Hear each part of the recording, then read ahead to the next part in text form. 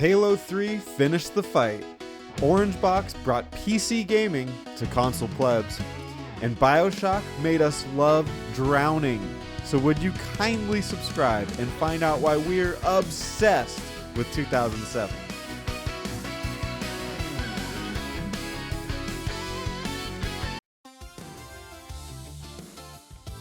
So, back in the day, Harmonix created this game called Guitar Hero that maybe you've heard of. Well, it involved playing guitar with this controller. So the controller was a peripheral, and you'd play the guitar, and it was like a rhythm game. You'd push the buttons in line with the music.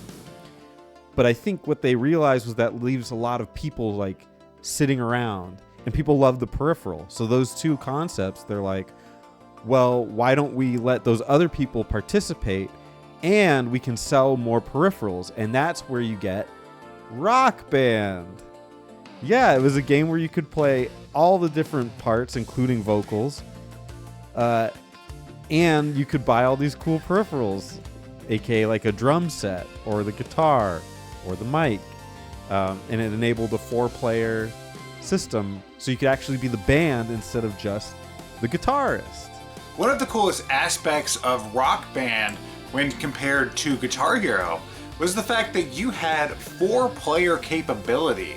That's right, Rock Band, as the name entails, brought the entire band into play, which means you had people on guitar, bass, drums, and vocals. So if you were good with hand-eye coordination, you were playing guitar or bass.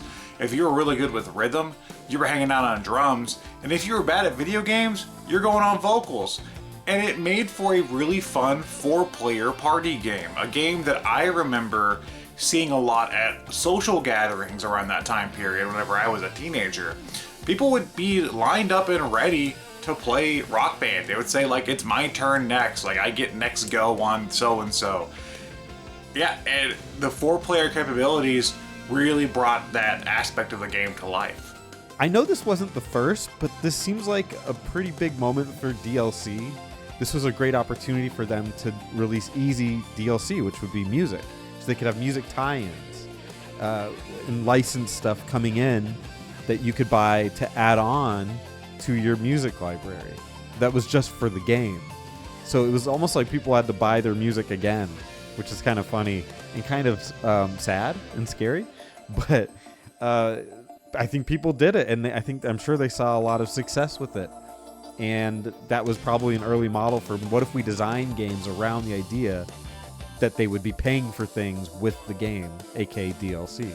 One of the biggest parts of Rock Band was the idea of bragging rights. This was big within Guitar Hero as well. But I noticed around this time, whenever I would talk to friends or go to school, if I talked to friends that played these kind of games or just people that I met, they would often brag about their scores, which is not something I ever hear people bragging about a score in a video game anymore. But yeah, people cared about that kind of stuff. They cared about like, oh, I could beat this song on Expert, or I could beat this song 100%, or I could beat this song this way. And it was a big deal. You practiced to get there. You practiced to do that. I remember I used to be able to get 100% on Expert on Give It Away by the Red Hot Chili Peppers. And I was really proud of that. I think this game, as well as Guitar Hero, introduced a lot of people to classic music, or just new kinds of music that they weren't familiar with before. I know me personally, I learned a lot more about classic music that I hadn't known about. I was still kind of understanding modern music, but the classic music really stood out, and there's a lot of things like Queen that stuck out to me. That one specifically, but there was a lot of songs out there that said, oh, I kind of knew about these bands, but I didn't know about the music so much. And that introduced me to a lot of it. And I think that's a really good thing. I think a lot of people probably added to their musical repertoire, if that's how you use that word, with this game and with these kinds of games. And of course, with 4 players being in Rock Band, that means more plastic crap that you had in your house. Rock Band made us buy so much plastic, excessive peripherals. I mean, 2 guitars, a drum, and a mic. that's just for the game, like for just the base game. I think later iterations brought in a keyboard, and then of course sequels had guitars and their special edition guitars. And this stuff was everywhere. If you went to somebody's house and they played these games in a corner or in a closet somewhere, yeah, there was a bunch of plastic instruments. You know, so while our parents were worried about the housing market crashing in a year or whatever, we were living it up with our plastic crap. And now if you go to a lot of like retro game stores, since a lot of those instruments needed like dongles, like USB dongles to work, if you go to a lot of retro game stores, you can just find the plastic guitars with no dongles, making them effectively useless. And yeah, they're just clogging up these stores now, which is kind of funny.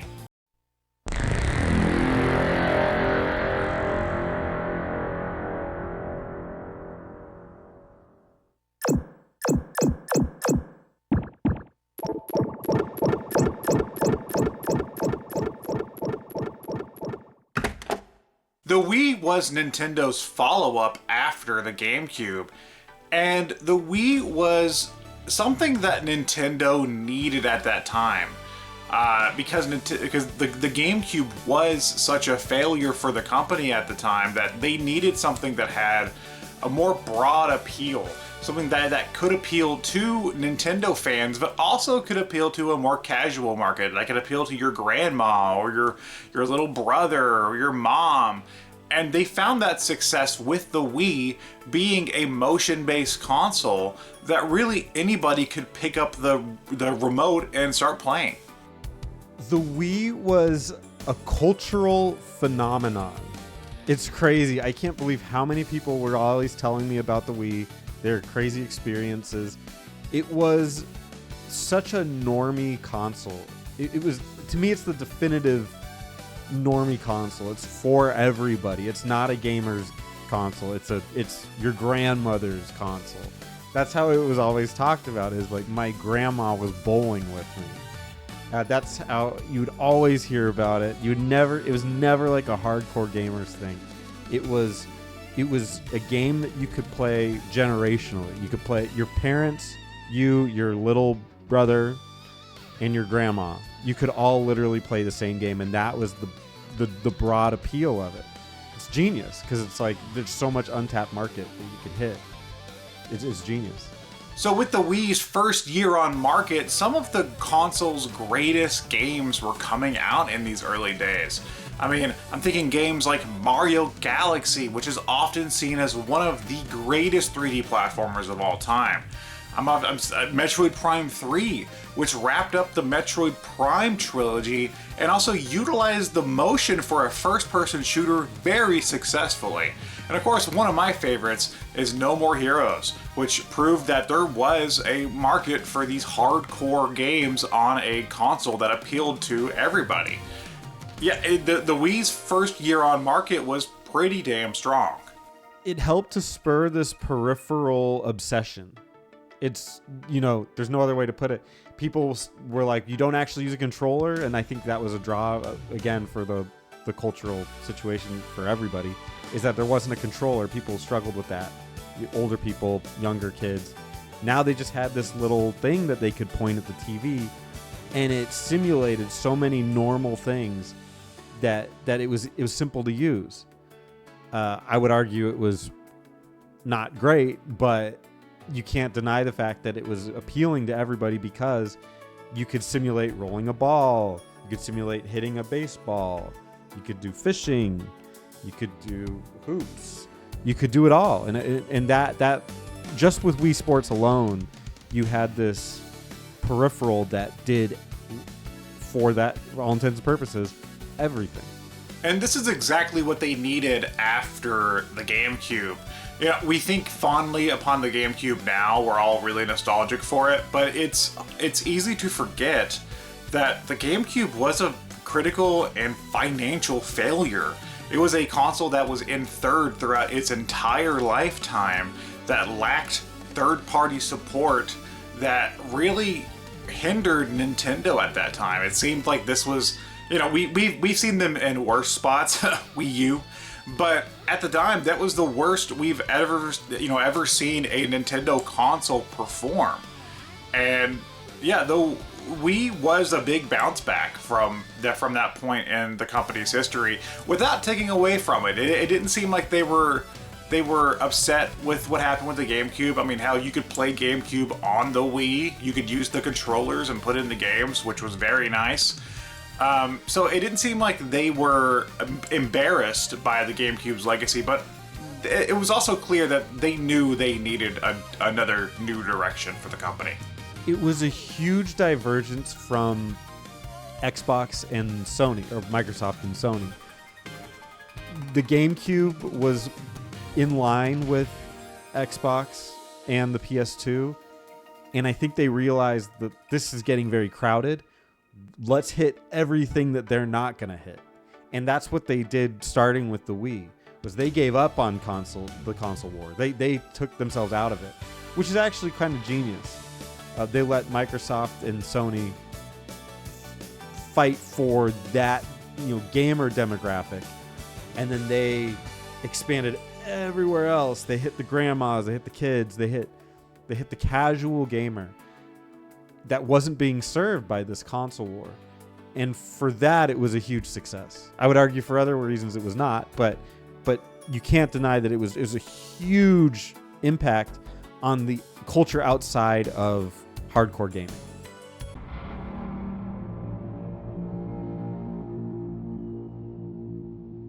Mass Effect is effectively BioWare's magnum opus. BioWare up to this point were making a lot of games like Knights of the Old Republic and Baldur's Gate and Jade Empire and Dragon Age, but Mass Effect really felt like this tipping point where the company went into full AAA development with a huge creative new expansive galaxy full of characters and races, full of lore, and full of choices that you made as a player. BioWare was this really indie almost, but they made RPGs, like classic RPGs. I'm talking Baldur's Gate 2. But then when they partnered with Xbox, they made a game, Knights of the Old Republic. And this brought that kind of RPG that was a CRPG, mainly for computers and nerds, but it made it cool for everybody to play. That's how I got into BioWare. And they became this figure that was like, these guys will deliver in story, in gameplay. They're going to tell you a story and let you interact with the characters in ways that console players never got to. So BioWare was huge for pushing gaming forward in the console space. Now, the original Mass Effect was actually published by Microsoft. It was an Xbox 360 console exclusive, which is something that I think we forget nowadays. We associate BioWare and Mass Effect with EA, which started with the second Mass Effect game. But yet, that first Mass Effect game was effectively an Xbox title. And it would have been interesting to see how that franchise continued if they were still published by Microsoft, if they were still considered to be an Xbox title. Commander Shepard might be in the Xbox, Smash Brothers game if that ever existed. The storytelling was incredible. Most of the games in this era, especially early on in this era, were just like a first-person shooter that was, gung-ho, military, yada yada, kill the thing. In games prior on console were not so story focused, except things typically that came from BioWare. And then you had your RPGs, but those were usually JRPGs. Western RPGs were mainly a PC thing.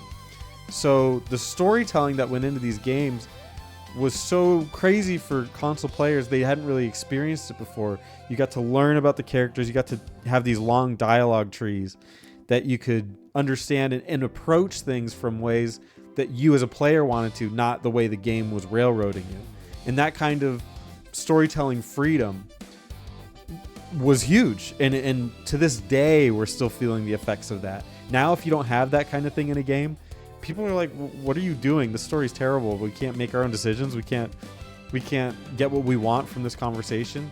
So the impact is immeasurable. One of my favorite aspects of Mass Effect, the first game and the entire franchise, was its unique combination of RPG storytelling and shooting. It was a game that I think appealed to players that weren't familiar with RPGs because it looked and played similarly to a third-person shooter, think something like Gears of War, but it still had all of the elements of a BioWare RPG. It still had the storytelling, the choices, it still had the party management, it still had the spell casting, like it had everything that made a BioWare game a BioWare game. It just kind of like wrapped up into a new coat of paint with the third-person shooting. Voice acting in video games prior to, Mass Effect and I would argue Knights of the Old Republic, but just prior to BioWare entering that space, was hilariously bad. It's almost a meme at this point. Resident Evil and all those games that just had such bad voice acting. Metal Gear Solid not included. But BioWare really brought it to that next level because of, I would say, the sheer volume of voice acting. Again, dialogue trees let you experience vastly different stories, but using the same dialogue.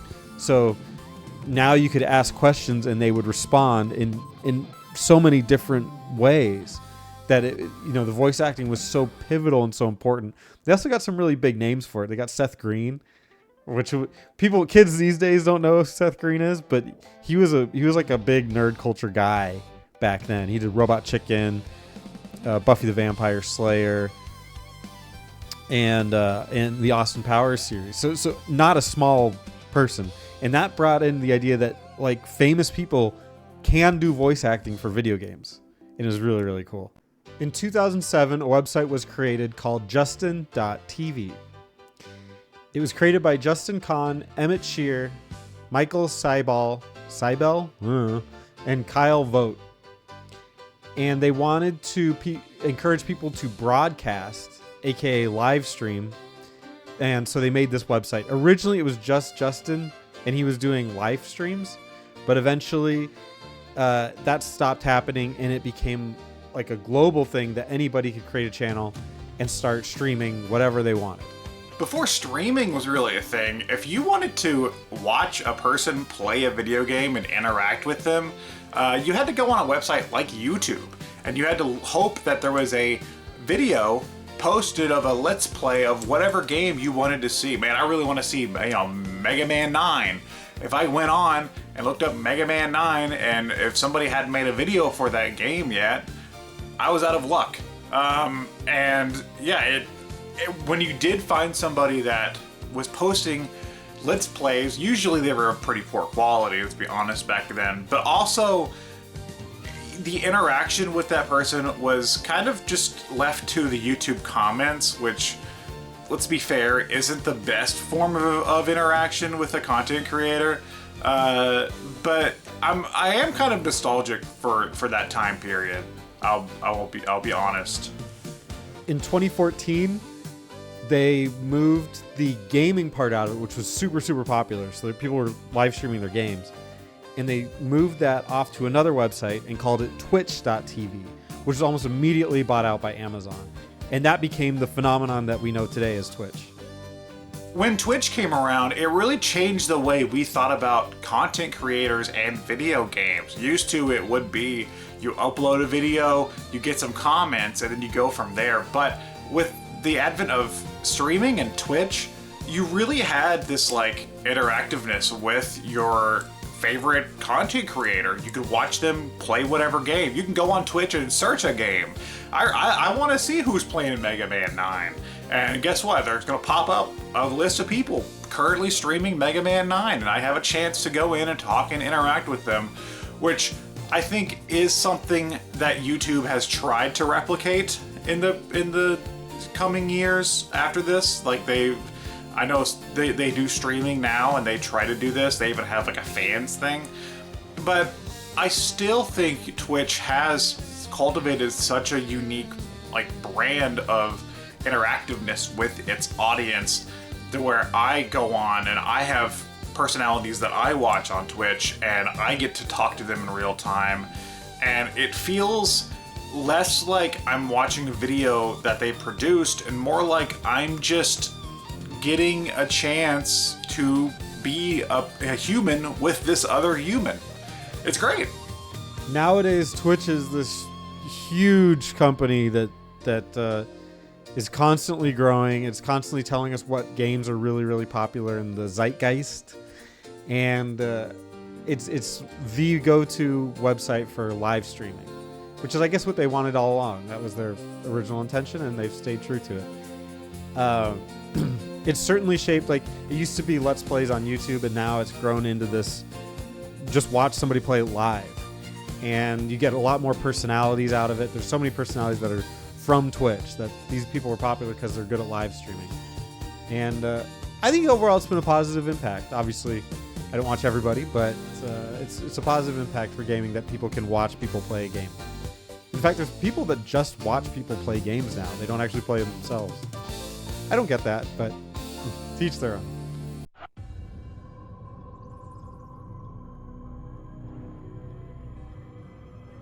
Assassin's Creed is Ubisoft's juggernaut of a franchise that started here with this original game.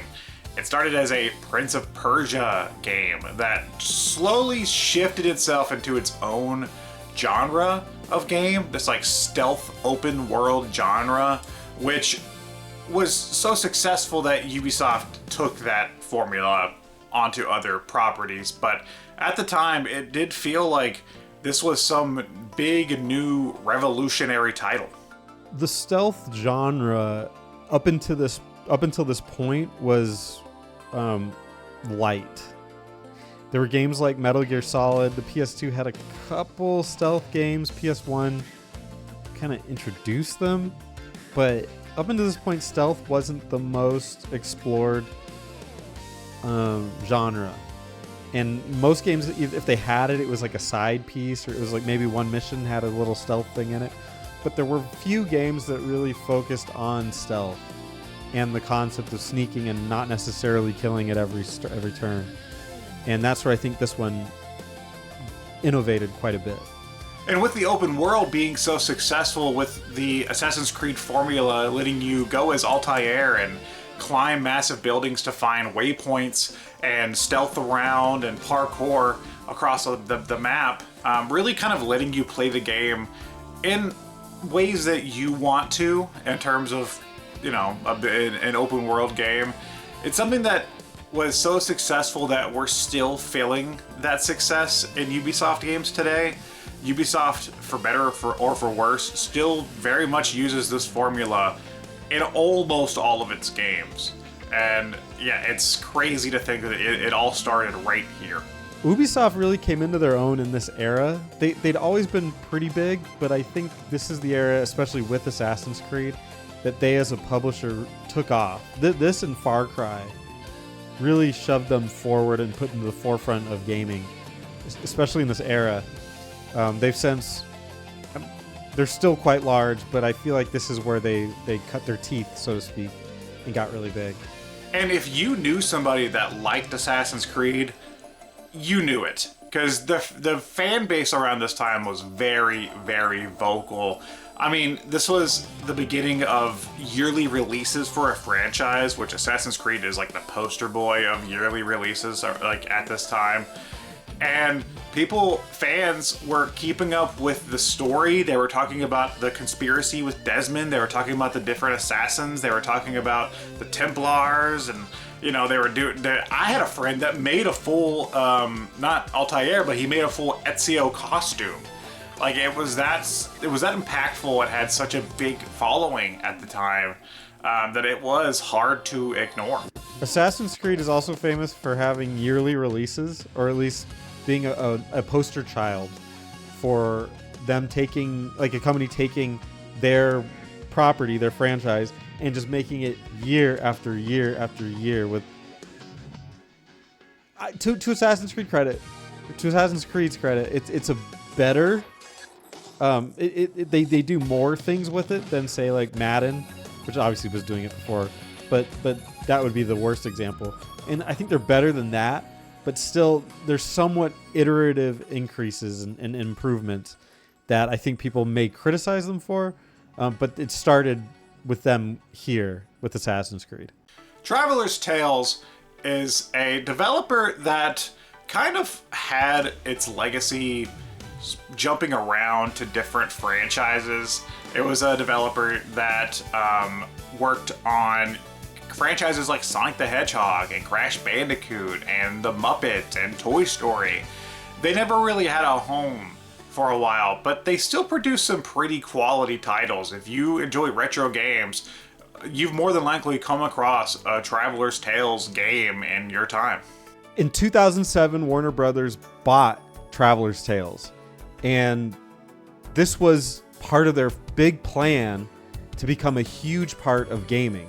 They'd helped make games, publish games before, but this was the part, this was the trigger that started them making a bunch of games. And this was the beginning of it, and people were really, really excited to see how Warner Brothers could be an influence in the gaming industry where they were before, mainly movies and TV. It wasn't until about 2005 that Lego and Traveler's Tales finally met with the original Lego Star Wars, which launched this revolution for the company where they were essentially the Lego guys from that point on. They did a few other projects, but they were the Lego guys. And this buyout with Warner kind of cemented that, because with the Warner buyout, they were able to use a lot of Warner IPs and other IPs they could acquire to make Lego games. The impact of Lego games, you can't even measure it. It's so huge. Gamers had grown up, but the problem with that is that there's still a niche of gamer that was a young kid, and that really wasn't being served at this point. And so Legos filled that role where you could take these cool licensed games, these licenses that you had, and apply the Lego theme to it, and now it's for kids. So now they get, because the kids love Legos, they get the Lego piece, but they also get Batman or Star Wars. It comes together, and like for branding purposes, this is huge. This is a huge deal, and they're still doing it today. It's fantastic. All the kids love the Lego games. I can attest to that myself. So huge success with the Legos. And with Lego being such a huge brand, they were able to acquire a lot of licenses. Around this time, licensed games were kind of going away. You know, if you remember back in like the NES and Super Nintendo times, like licensed games were pretty big. Up until the previous generation, licensed games were pretty big. If you had a kid's animated movie or a television show or whatever it was, you had a game to tie into it. But that was kind of fading away. And Traveler's Tales used that as an opportunity to kind of take Lego and make it the licensed game machine. So if you wanted to play a game based on Star Wars, Batman, The Hobbit, Jurassic Park, whatever it was, you probably picked up a Lego game to do that, because that's really the only option you had. And they were quality family games. You could play with the entire family. You could play co-op. So they were a good choice to be the vessel for licensed games. It's just funny to think that like that's just what licensed games were for a pretty long time. Traveler's Tales today is a huge studio. I mean, they make some pretty big games. They've been going for a while, and while they've had some issues recently, I think they had some development issues with their previous Lego Star Wars game, the Skywalker Saga, I think it was called. That game had some development issues. It came out and it reviewed and sold very, very well. And you know, they just announced a new Lego Batman game that seems to be trying to push itself to be more than just their standard Lego formula, to try to like kind of expand this brand to be for more mature audiences as well, which I think is a smart idea, because, you know, it is easy to kind of see these games as formulaic, but it's clear that they still have a passion for what they make with these Lego properties. And yeah, I hope they continue on. I hope they make new and creative Lego games, and they're able to, you know, kind of build this brand into something that can be seen as more than just a kid's game.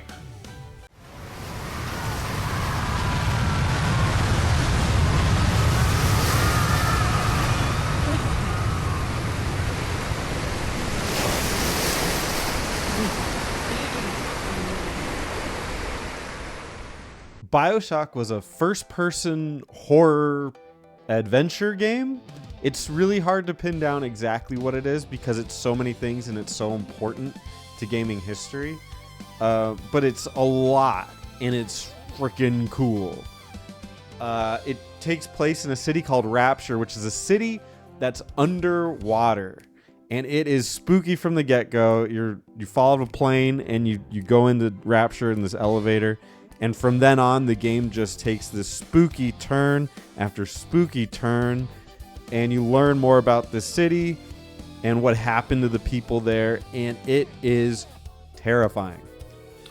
Irrational Games is a game studio founded by Ken Levine that's really known for Bioshock, but before that it was known for System Shock, and Bioshock is seen as a successor to System Shock.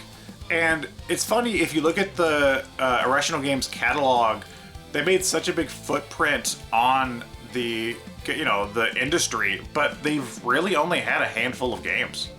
I would classify the horror in this game as like environmental horror, because what's really scary is just what you see around you and almost the implications of what that kind of horror is.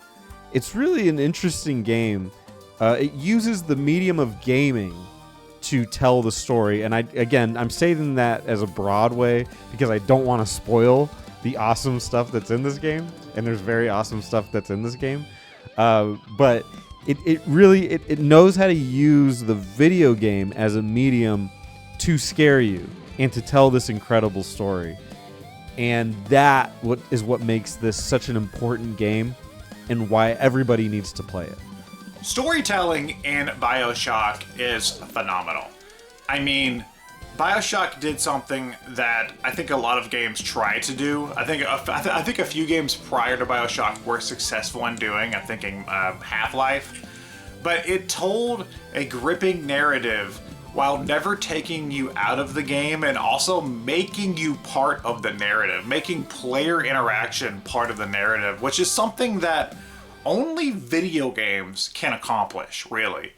And it's something that I wish I saw more often. I'm tired of video games telling me a story and not letting me be part of the story. And that's how you felt in the original Bioshock. I think it's why it's heralded as one of the greatest games of all time, because you do feel like you're stuck in the city of Rapture and interacting with all these people. And the big twist mid-game, the first time you play, it's pretty mind-blowing, and you feel like your actions led up to that moment. It's very cool, and I don't even think Bioshock, the franchise, had ever been able to recapture the magic of the first game's storytelling. The City of Rapture, I hate when people say this, but I'm going to use it because this is one of the rare instances where it's true. The City of Rapture is like one of the characters in the game, and it's really important to explore it and to understand like the people that lived there, what their experience was. And that's really the game, is exploring Rapture and understanding it and viewing it from different angles and fighting in it. And you unravel this mystery about what happened. And that is Bioshock. Without Rapture, there is no Bioshock. Bioshock is a period piece game, which is something that I noticed started popping up around this time. Games that sort of took place in a certain time period and used a lot of the imagery and music from that time period very heavily to like shape its personality. Outside of Bioshock doing this, I think of the Fallout games, Fallout 3 and Fallout New Vegas do this heavily. I mean, if you've met a Fallout fan, they're obnoxious and they can sing all the stupid songs from those games to you, word for word. But yeah, and there's other examples from around this time of games that that kind of utilize this method of world building and storytelling. But I actually don't know if there is an actual name for it. But I always thought of this as being a period piece game. The Orange Box, October 10th, rated T2M. The Orange Box was a crazy compilation of a bunch of Valve games. You had Half-Life 2 and Half-Life Episode 1 and 2. Half-Life 2 Episode 1 and 2. It's a very confusing name. You had Team Fortress 2, and you had the original Portal. And yeah, Orange Box came out and with this bundle, and it was just this insane deal of some of gaming's greatest games at the time. It was crazy playing PC games on console. It was unheard of at the time. And now you have the biggest PC games, the emblematic PC games. And you could play them on console. Unbelievable. I think it showed that the technology was beginning to merge. PC had always been like at a higher compute level than consoles. And I think PC snobs were always looking down at it. But here's where you could realize that they were starting to become the same or get on the same level. And I think they're pretty close now. Back then it was still pretty far away, but this proved that you could bring that PC experience to the consoles. Although I don't think PC snobs ever really respected them anyway. Nowadays, Valve is known for Steam and for the Steam Deck and that whole marketplace. But around 2007, Valve was one of the most prolific developers of all time. They made games like Half-Life, like Portal. They made games like Team Fortress 2, like Counter-Strike, like Left 4 Dead. They made some of the industry's most impactful games around this time. And it's crazy to think that they just kind of stopped. And now, Valve, people have lived their entire lives not knowing this side of Valve. Yeah, they used to be a juggernaut in the industry. With the Orange Box introducing Portal, it was a huge deal. I mean, a first-person puzzle game is already unique enough, but the world building and storytelling in Portal alone pushed it to be this like cultural phenomenon that if you were around and you were into gaming or you were into like geek culture around this time, you heard about Portal. You heard about the song at the end. You heard about GLaDOS. You heard about The Cake is a Lie. It made such a huge impact on the industry, and I think it was vital and kind of showing that a game could have impact without being a big blockbuster. I mean, the game is really just you going through a bunch of test rooms with some subtle storytelling. And I think Portal probably, influenced a lot of the modern day indie games and the way they tell their stories. Team Fortress 2 was a huge game for the MOBA space. Games like Overwatch, Marvel Rivals, the term hero shooter comes from Team Fortress 2, in that there's the heavies, there's the snipers, there's the medics. There's these different roles you take that you have to master. Those were the heroes, quote unquote. Now they're more customized and more specific and they have stories. But back then, that was Team Fortress 2. Half-Life is maybe the most important game ever, maybe one of the most important first-person shooters ever. It showed that you could tell great stories in first-person shooters. It showed that you could have physics-based puzzles in first-person shooters. And it introduced a lot of concepts to the modding community. You could create games based off of other games. The big idea is Counter-Strike. Counter-Strike was a mod for Half-Life. And it, just the things that Half-Life has created or has touched in the gaming space is, I'm probably missed a million. It's a huge game.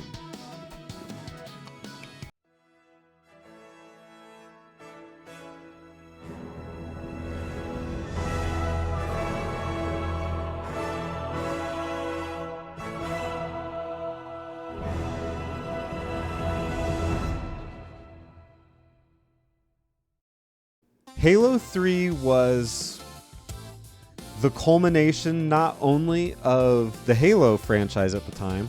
We had 1 and 2. But I also think that Halo 3 was the culmination of what the Xbox 360 was meant to be at the time. Halo was the mascot. Halo was the Mario of Xbox, always had been. And everyone was excited to see how they would top Halo 2. And Halo 3 was it. I don't know that I personally think Halo 3 is better than Halo 2. But certainly, if you're looking at the Xbox 360, this was one of the biggest games on the console, probably the biggest game on the console, and one of the best games of the year that it came out. It was huge. In Halo 3, you were going to finish the fight. That's right.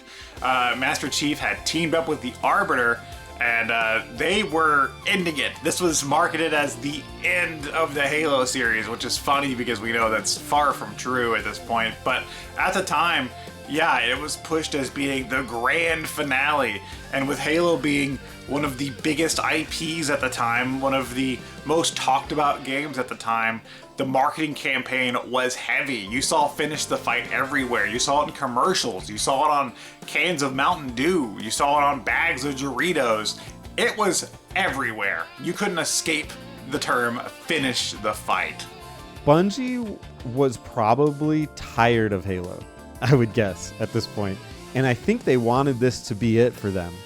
I don't know that for a fact. I'm sure people that have researched it know better than me, but this was the last numbered Halo that they worked on. They worked on, I can't remember which of the couple different ones were, but they worked on another one after this, but this was their last big Halo game. And I would guess that they were tired of it. And they deserve to work on something else because they're Bungie and they're great. And I wish that what they worked on wasn't what they worked on. And Halo culture around this time was huge. This was probably the biggest the franchise has ever been. I mean, I remember I went over to a friend's house in school that I didn't even know he liked video games.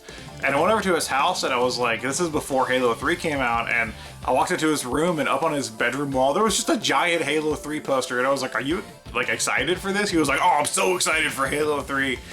And that was just sort of like where that franchise and brand was at that time. It was so big that everybody knew about Halo 3 coming out. It was the culture was huge, and like I said, it was probably the biggest that fan base had ever or has ever really been.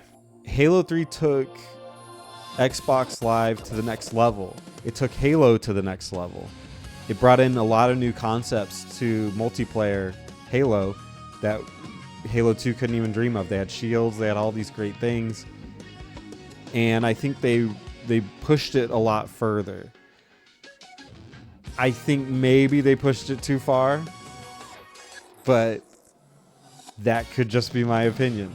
The Halo 3 campaign, while honestly I don't think it's as good as the first two campaigns, I think it's still a very fun time. I mean, especially if you're playing co-op and you get to play as Master Chief and the Arbiter side by side. I think it's a really fun campaign, and you're trying to take down the Prophet of Fate or whatever the hell his name is, and garbage story with with a fight between the Covenant and the UNFC or whatever the fuck they're called. Yeah, the story was nothing remarkable, but the game was a lot of fun. The campaign was still a lot of fun. And it's one that I have returned to time and played through co-op a few different times. I think the last time I played through it was like last year. It still remains one of my favorite Halo games. And that was the show. Got anything to add, Alex? Oh, sorry, Spencer. I'm trying to finish my Mountain Dew Baja Blast so I can go play some Halo 3 with the boys. It's really good. Oh, man. Like, comment, and subscribe, and let us know what other years you want to see us obsess over here on Idiot Box. All right. I think I'm fueled up. I think I'm ready to go.